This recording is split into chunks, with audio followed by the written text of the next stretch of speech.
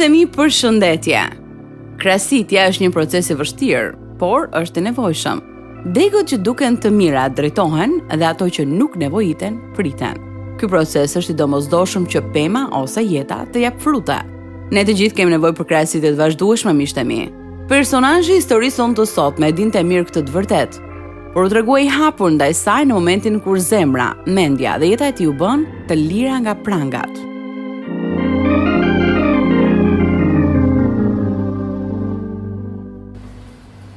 Doktor, nuk mendoj se Bredi ka temperaturë, megjithse po djersin. Po i ndodhe njëjta gjë që i ndodhi vëllait të tij gjatë një hemoragjie cerebrale. Ishte vetëm 6 muajsh, zemra e mamit. Bredi është 4 vjeç dhe jam e sigurt që diçka nuk shkon me të. Shiko, filloi prap kriza, bëri diçka.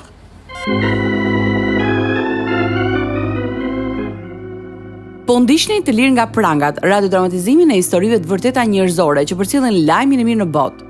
Këto histori janë prodhuar në Chicago nga Pacific Garden Mission dhe vinë për ju në gjuhën shqipe nga Radio 7 në Tiranë.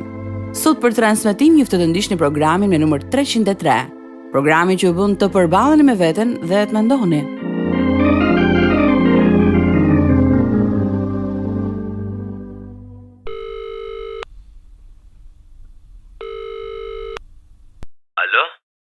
Ralf, jam në spital.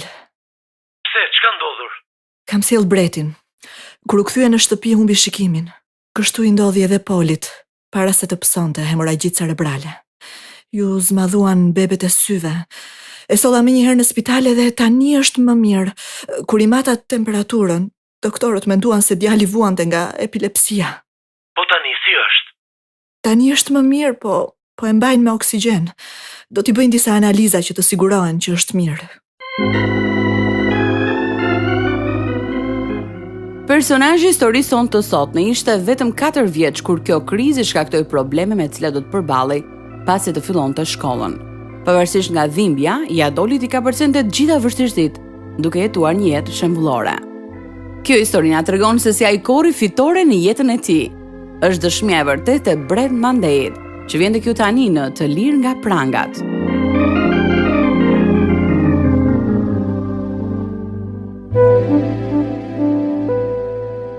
Unë kam lindur në vitin 1959 në Chelsea të Massachusettsit. Babi punonte në marinë, ndërsa vëllai i madh, Poli, kishte mbetur i sëmur për shkak të një hemoragjie cerebrale që kishte pësuar. Prindrit e kishin dërguar në një qendër të posaçme për fëmijë me aftësi të kufizuara. Ndaj nuk e kam parë asnjëherë.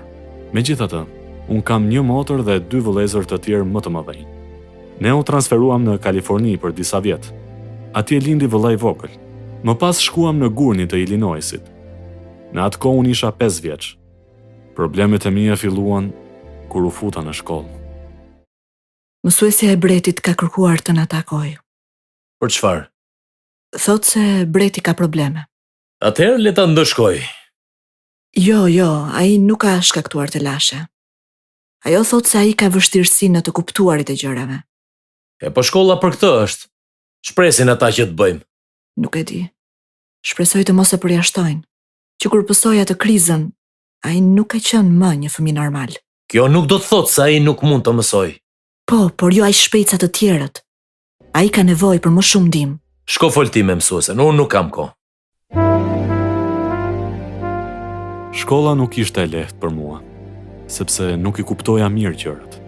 Gjithnjë kisha dashur të isha ndryshe. Për shembull, si vllai im i madh. Kur isha 6 vjeç, motra ime u bë e varur pas magjive të zeza. Një ditë ajo na tha të merrnim pjesë në një nga seancat ku ftoheshin shpirtrat e errësirës. Nuk e dija çfarë ishte, dhe sa herë që ajo bënte pyetje, unë lëvizja në fshehtësi planshetën e tabelës së saj. Kush po lëviz planshetën? Dikush e çon ato te kjoja gjatë gjithë kohës. Dua ta ndaloni tani. Mos e vrit më një motër. Vazhdo. Mirë, atëherë le të pyesim se kush po lëviz planshetën. Shiko, plansheta po shkon te shkronja B. Sikur ta dija. Tani po shkon tek shkronja R. Fantastike. Po si ndodh kjo? Janë shpirtra. Erdhën ushqimet. Më ndihmoni ti sjell brenda tani.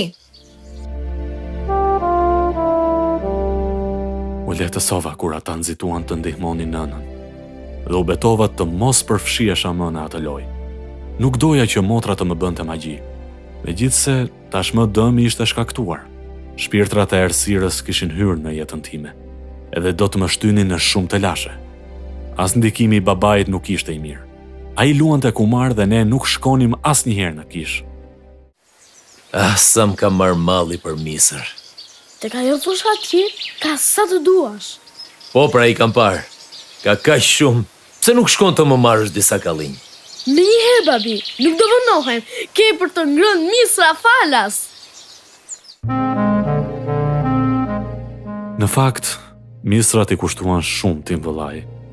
Sepse atë ditë fermeri ndodhej në fushë dhe mbante në duar një pushk. Kur vëllai po vraponte për të kthyer në shtëpi, ai dëgjoi një të shtënë dhe ndjeu nxehtësi në shpinë.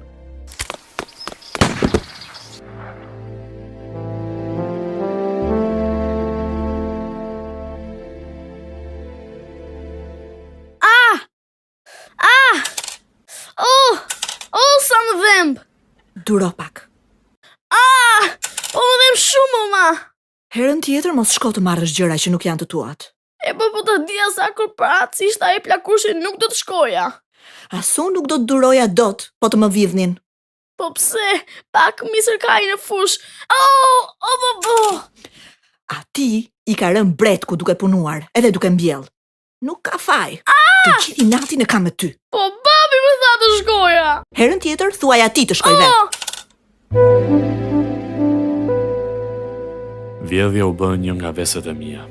Një fqini i vodha posterat dhe dorezat e bejsbollit. Sa herë që njerëzit më kapnin duke vjedhur, babai më rrihte. Më pas, dëshira ime e radhës u bë dhënia e zjarreve. Njëherë i vura zjarri një fushë me bar dhe shije se si flakët më rrethonin. Pa pritur vura re se dy njerëz po i largonin flakët dhe vrapova tek ata për të shpëtuar. Nuk më kujtohet nëse më ndëshkuan për këtë. Ajo që mbaj mend është që kur unë dhe im vëlla po luanim, ai theu një llamb. Babai na mori të gjithëve në pyetje. Ajo që duhet të diesh kush e theu llambën. Ha tani, tregoni të vërtetën. Pse ta zgjasim kaq shumë? Për mirë të thuash të vërtetën, nuk ke nga jam ban. Do flisni? Nuk e kam thyrë unë. Atëherë hiq mos është. Bret, vetëm ti ke mbetur. Jo do të thotë se ti e fajtori. Jemi mësuar ne me ato prapësitë tua. Por babi, nuk e theva unë. Ta tregoj unë ty që vazhdon të gënjesh. Atëherë isha 11 vjeç. Më ndëshkuan për diçka që nuk e kisha bërë. Babai u tërhoq nga marina dhe filloi punë në shtrimin e traseve në Chicago. Gjatë kohës që jetonim në Gurni, unë dhe vëllezërit shkonim në kish kur bëshin takimet për fëmijë. Argëtoheshim shumë. Luanim dhe këndonim. Ai që argëtohej më shumë ishte vëllai i madh, Brusi. Ati kishte shumë libra dhe mua më pëlqente ta mbaja Biblën në dorë. Por një ditë, babai na mlodhi sepse kishte diçka për të na komunikuar. Fëmijë, do t'ju pëlqente të jetonit në Florida? Vërtet? Në Florida ba? Po, në Orlando do të hapet një park i ri lojrash. Po, shtëpin këtu? Unë ta shesim. Nuk duroj dot kur mbledhin plaçkat edhe shpërngulemi. Megjithatë, gjithnjë kam dashur të jetoj në Florida, sidomos në Key West, ku të kanë caktuar ty. Po, ku do të qëndrojmë? Do ta gjejmë një vend. Fillimisht mund të qëndroj me tim vlla, Charlesin. E po, me sa duket këtë vit, do të shohim dëbor. Kështu babai e shiti shtëpi në Gurni të Illinoisit dhe u shpërngulëm në jug të Orlandos. 2 muajt e parë jetuam me Xhaxha Charlesin dhe më pas blem shtëpinë tonë. Një nga fqinjet bënte qiri. Ai dhe gruaja e tij ishin të moshuar. Isha shumë kurioz. Një ditë, kur isha në shtëpinë e tyre, ju hapa te lashe. Kështu ata më dërguan në shtëpi. Breti, pse e kthyer kaq herët në shtëpi? Ata më thanë të ikje dhe të mos kthehesha më kurrë atje. Vëllezërit e tjerë mund të shkojnë, por unë jo. Pse? Ke bërë ndonjë prapësi me siguri. Ata kishin një Bibël të bukur. Isha kurioz dhe shkova ta merja. E ç'të keqe ka këtu? Ajo nuk ishte e vërtet. Ishte qiri ende i ngrohtë. Më shkriu në duar. E po, duhet të kishe kërkuar leje para se ta prekje. Sa të doja të kishte një Bibël mami, vetëm në Gurni kishte Bibla. Dhe atje kisha mundësi ta mbaja në dorë kur isha në kish. Mirë. Tani shko jashtë edhe luaj. Po jashtë nuk ka njeri, o ma. Atëherë ulu këtu edhe ndërtoj një fortesë. Mos lëviz sa ndej këtej, jo?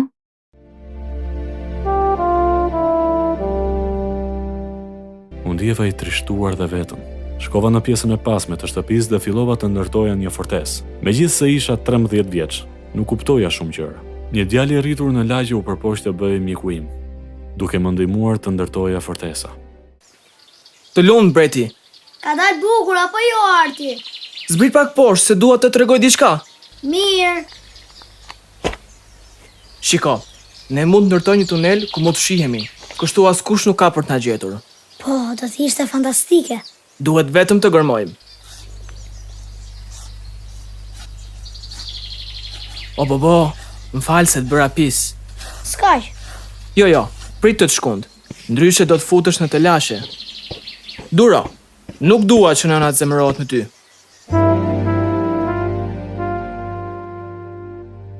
Atë ditë, ai abuzoi me mua.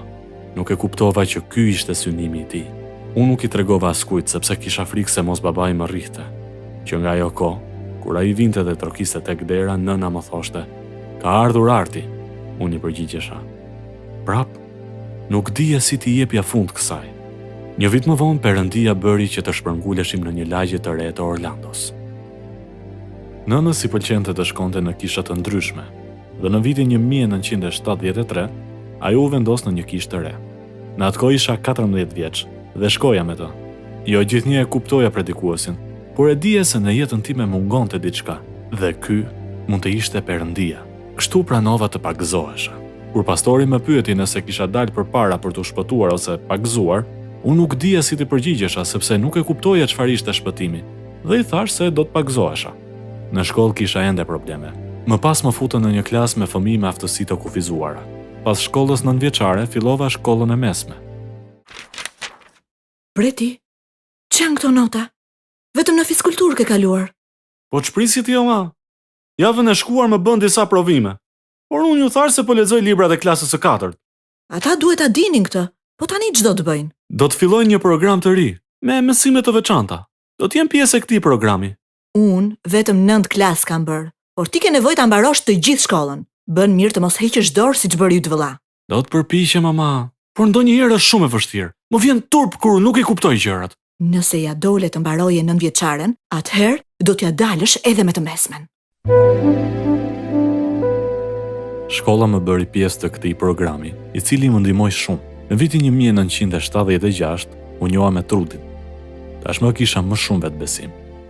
Një herë skuadra ime fitoi në një lojë futbolli dhe nga gëzimi e përqafova Trudin. Kjo e nxiti atë të mendonte për mua. Ç'kemi breti? Ç'kemi Trudi? Edhe ti po shkon të hash drek? Po, si thua sikur të ulemi këtu jashtë? Ulemi? Ja, këtu poshtë pemës, që t'jemi në qetësi. Sa mirë që të takova. Edhe unë po të kërkoja në fakt.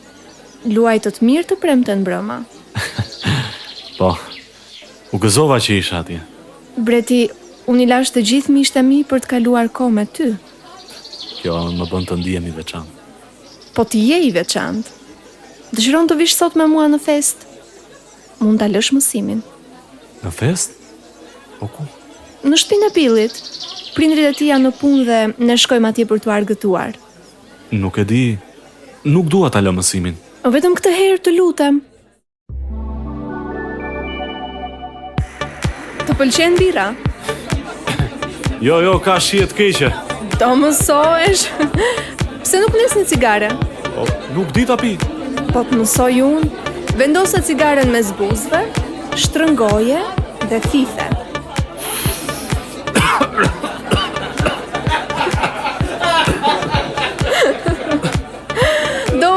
Do mësohesh. Po as duhani nuk më pëlqen. Unë kam diçka që me siguri ka për të të pëlqyer. Më ndiq.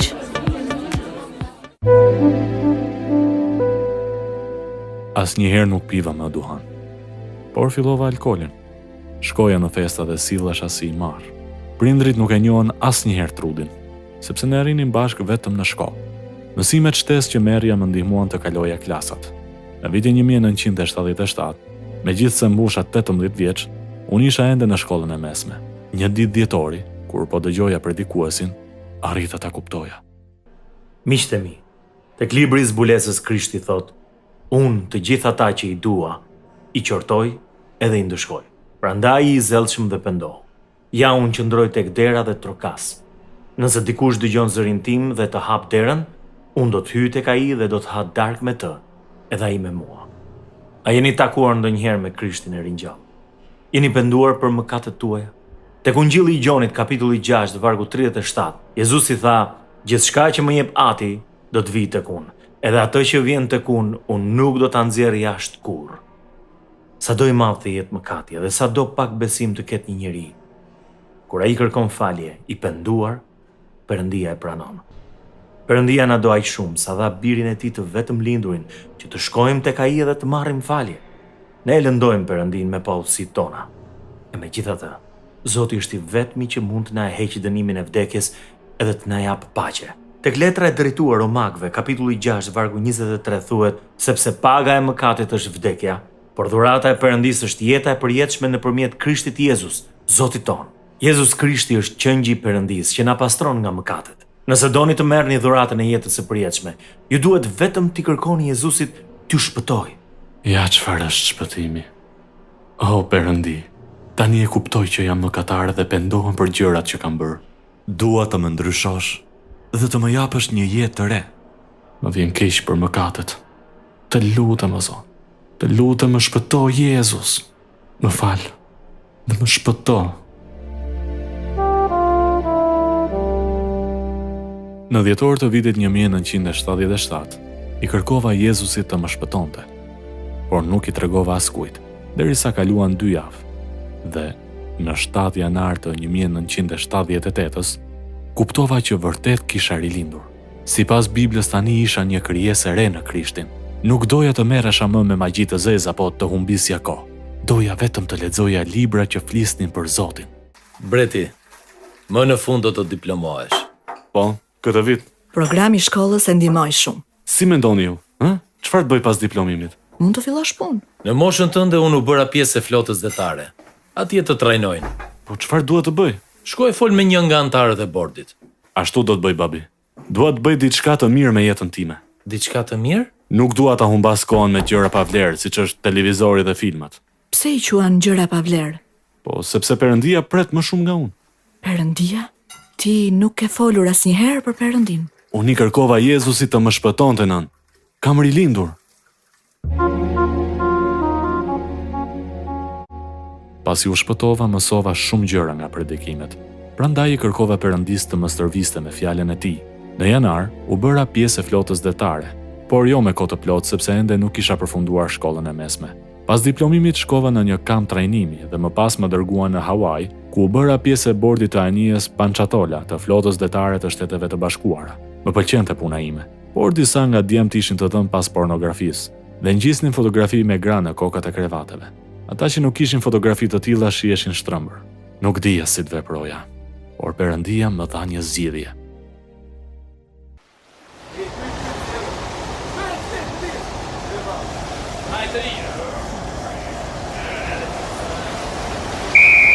Unë jam oficeri i kësaj anije.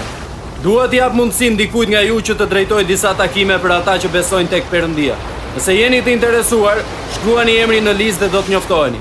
Kaq kisha. Zot, unë dua të shkruaj emrin në listë, por do të pres deri në fund të ditës. Sepse nëse ti do që të shërbej, atëherë do të bësh që atë vend të më japin mua. Vonë mbrëmje shkova në zyrën e oficerit. Hyr! Ç'bën këtu?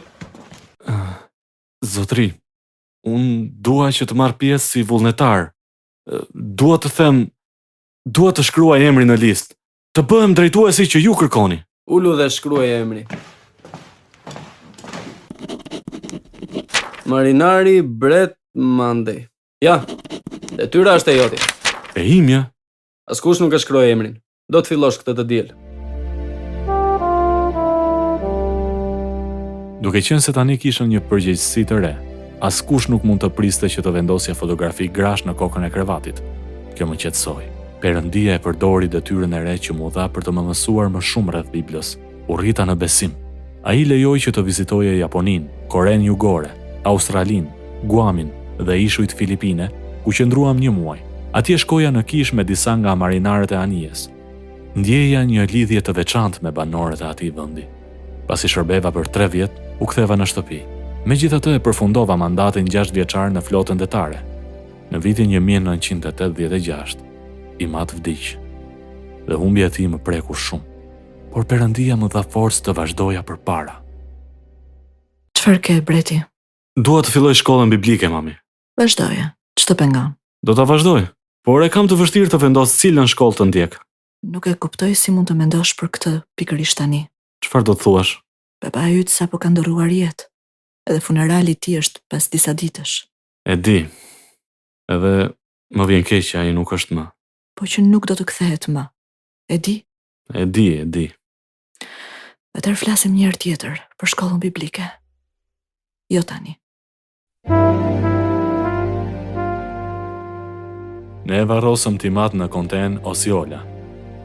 Nuk kaloi shumë kohë dhe dëgjova se në atë zonë ishte hapur një shkollë biblike. Kështu u regjistrova dhe më pranuan. Shkolla ishte 16 kilometra larg shtëpisë. Tani baba im nuk jetonte më. Ndihesha i pasigurt dhe kisha nevojë që dikush të më udhëzonte. Ndaj u luta. Perëndi, nëse është në vullnetin tënd, më ndihmo të hedh hapat e duhur. Ditën tjetër motra dhe nëna po grindeshin me njëra tjetrën. U përpoqja t'i ndaja. Nuk do ta bëj. Për aq kohë sa do të jetosh në këtë shtëpi, do të bësh atë që të them unë. Ju lutem, mjaft u grindë tani. Nuk keni pse të bërtisni. Ti, Breti, dil jashtë më mirë. Nuk e për të jetuar më këtu.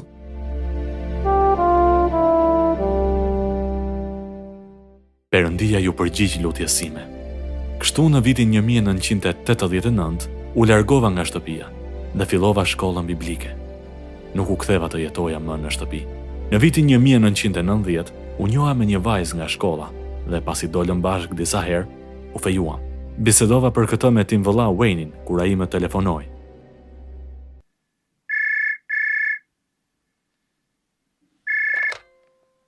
Alo? Breti, ç'kemi? Jam unë. Wayne, je ende me forcat ajrore? Jo, mandati im mbaroi. Ti si je? U ndava nga e fejuar. Pse? Sepse Bibla thotë të mos hymë në një zgjedhje bashkë me ajo besimtarët. Por unë mendoja se ajo ishte krishter. Ashtu tha në fillim, por sa më shumë e njihja, aq më shumë e kuptoja se ajo nuk ishte rilindur. Nuk ishte shumë e përkushtuar ndaj Perëndisë. Bibla thotë, prandaj, nëse dikush është në Krishtin, është një krijesë e re. Të vjetrat shkuan. Ja, të gjitha u bën të reja. Tani e njeh mirë Biblën apo jo? Prandaj e fillova shkollën biblike. Më vjen keq që e ndara për ti. Jo, jam mirë. Unë duhet të ndjek Krishtin, jo dëshirat e mia. Je me të vërtetë i përkushtuar ndaj Perëndisë. Bibla është udhërfyesi im, Wayne. Një nga vargjet që më pëlqen më shumë gjendet tek letra e Filipianëve, kapitulli 1, vargu 6, që thotë: duke qenë i bindur për këtë, se ai që e nisi një vepër të mirë në ju, do ta përfundojë deri në ditën e Jezus Krishtit. Me që e thua ti? Jo, nuk e kam thënë unë, por Perëndia. Mirë. Po të lë që ti kthehesh studimeve. Të telefonova vetëm për të pyetur si je.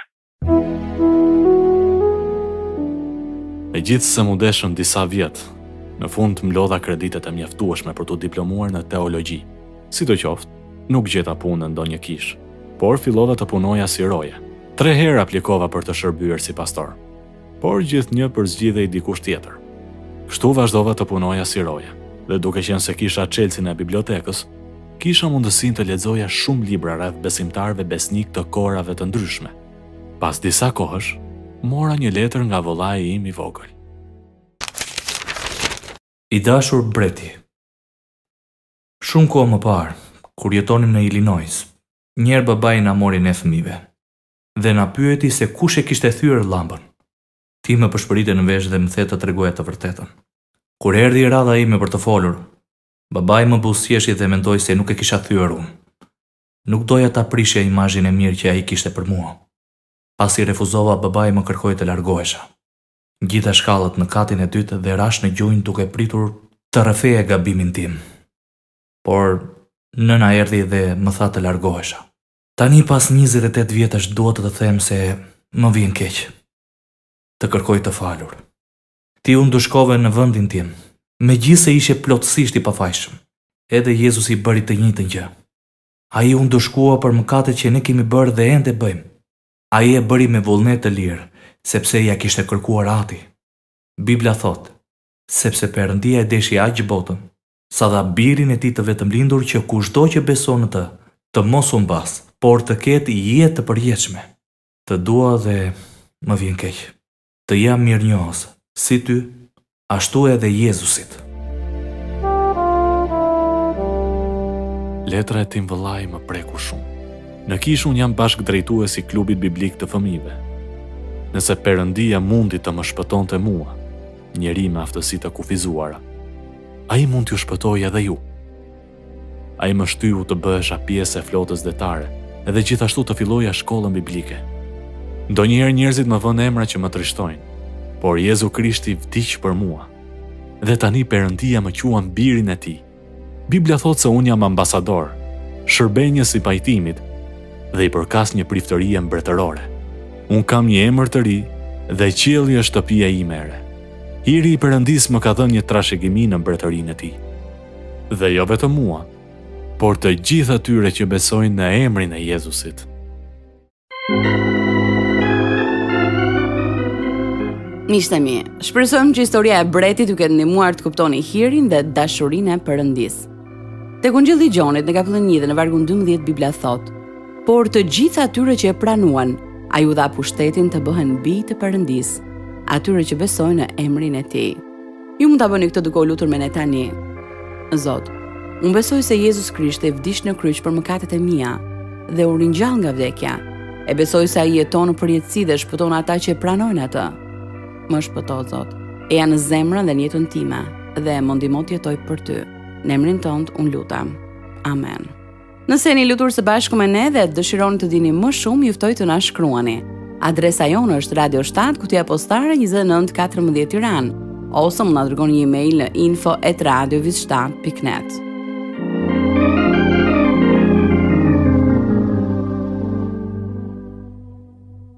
Ndoqët programin me numër 303. Kjo ishte historia e vërtetë e Bret Mandej.